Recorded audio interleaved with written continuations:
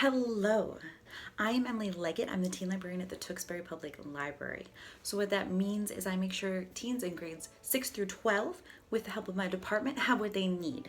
So what that means is things like our collection, like video games, board games, books, of course, a few options there, some DVDs, and programs like this. So, if you like what we have or want to see more of those collections, you can check them out at tewksburypl.org. Today we're going to make some rock candy. Very excited about it. It's going to be delicious. So, you should have some supplies with you to make sure you have everything you need to do this. You're going to need some clothespins. You're going to need a wooden dowel or bamboo stick, however you prefer. Any size is fine. I just did these because I figured it would be easier to eat after. You're going to get a jar. So we got some that are 12 ounces, I believe, but it's up to you. You can adjust the recipe for different sizes. And some granulated sugar. Please note that during this activity, you are going to need to use the stovetop. So make sure you are comfortable with it or you have an adult with you to help you do so. All right, let's get started. So the first thing you are going to do is take your wooden skewer and you're going to wet it. And what we're going to do is take it on our plate and roll it in sugar. That's going to make sure the crystals will stick and form onto this. So I will see you in a minute once this is wet and to roll it in some sugar. Hello, Emily from the future here. You'll see me a couple times in this video. Just a heads up that if you want to add food coloring or extract for flavor, you can do that. Make sure you have it with you. We did not include it. For our food coloring, you're going to want 2 to 3 drops, and for extract, it'll be 1 teaspoon. So when we get to that point, I'll let you know, and you can add it in if you want to have it. Okay, back to Emily of the past.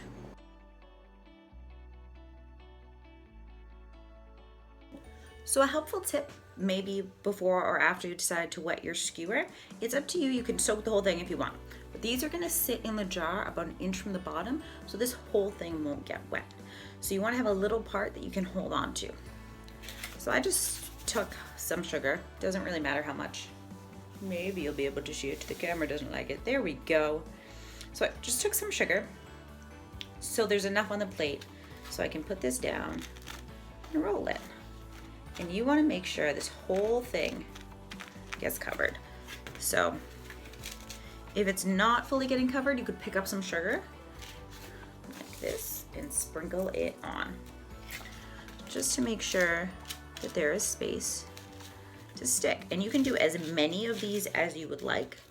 I'm only doing 1 right now, but that's up to you.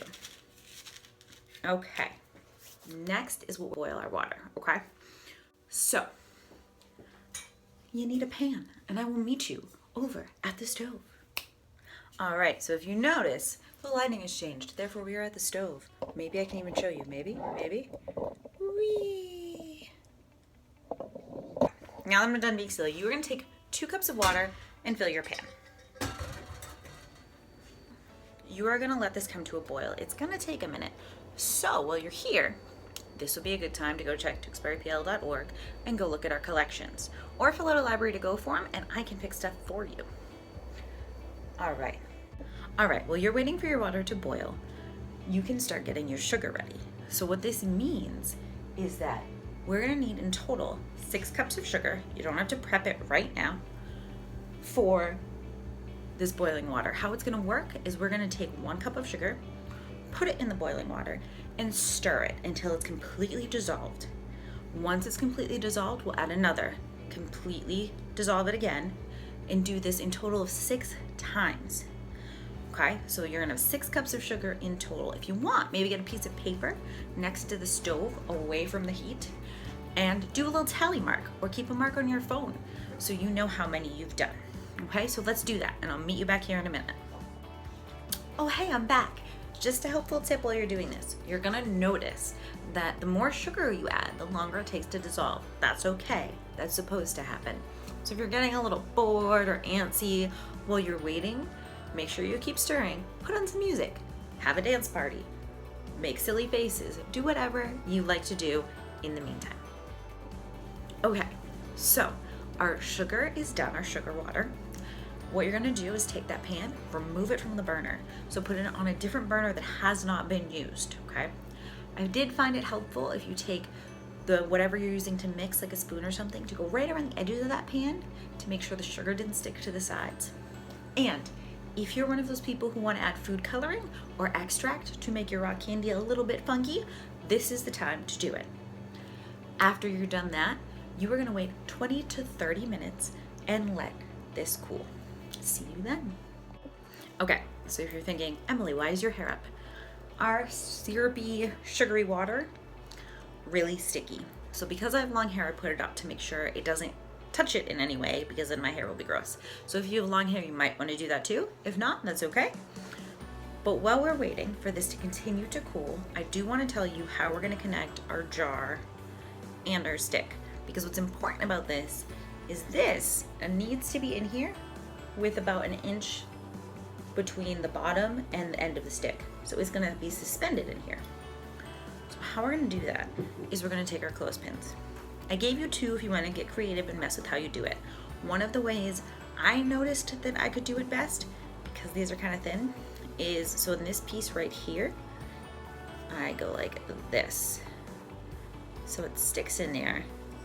And I'm going to scooch it because I want to make sure that this will sit on the top but still suspend our stick, okay? It's not necessarily right in the middle. If you care about getting it right in the middle, you can adjust it how you see fit. That's why I gave you two clothespins if you want to get creative. So that's what we're going to do later, but I just wanted to show you how it's set up. So if you're following me step by step, you're not confused in the time it takes to happen. Okay, so we have a little more time on our cooling water syrup sugary deliciousness. We're gonna see, we're gonna test it. So I will see you once that is done. Okay, so my water is almost done cooling. So what we're gonna do is quickly rinse this container with hot water so the intensity of that hot water doesn't break our glass. So go do that, and then I'll see you back here in a minute. Okay, so this next step, you're definitely gonna want an adult with you.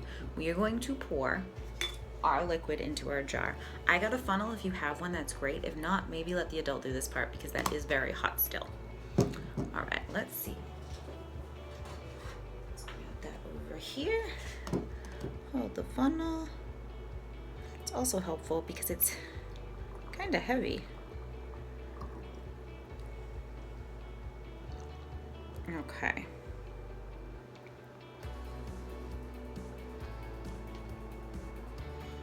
So I have a little bit extra. So I am going to grab another container.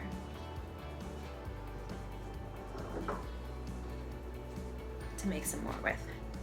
But right now, what mine looks like is this, because I added green food coloring. So because I had some extra, I just got a random bowl that I'm going to pour it into, just so it doesn't sit in my pan. If you have some extra or you have another jar like the one we used, go for it. This is going to be interesting because I want to see if our little like witch cauldron thing will also do the same kind of thing. So that's the fun with these kinds of crafts. You can kind of experiment and see where you get. All right. So fix that real quick. Okay. So what you are going to do is take your clothespin and your little stick. And another thing that's helpful is if you can put a paper towel over it when you stick it through.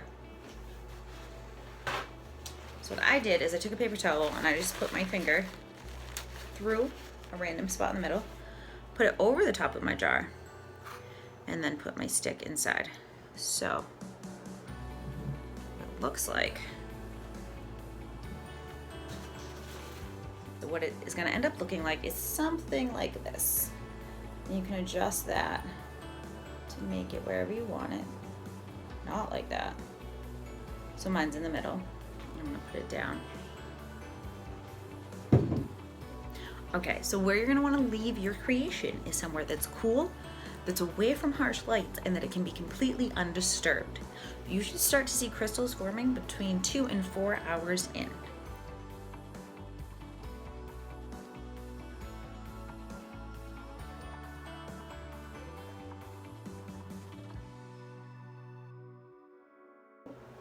Okay, so you put it in the spot, it's out of harsh light, and you're like, Emily, I want my candy.